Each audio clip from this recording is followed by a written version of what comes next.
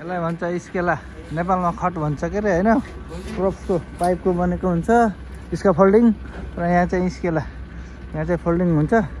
यो चाहिँ हामीले चटाई बनाउँथ्यौँ नि, यही हो चटाई। हेलो ल, उहाँ माथि हाम्रो साथीहरूले स्केला खोलिरहेछन्। स्केला ल, बिल्डिङमा स्केला भन्छ यसलाई, यहाँ युरोपमा स्केला। यहाँ क्रेन छ। ओके फेरि दियो क्रोएसिया हो। यहाँ चिप्लेर यहाँ क्रेन छ, तर सानो काम भनेर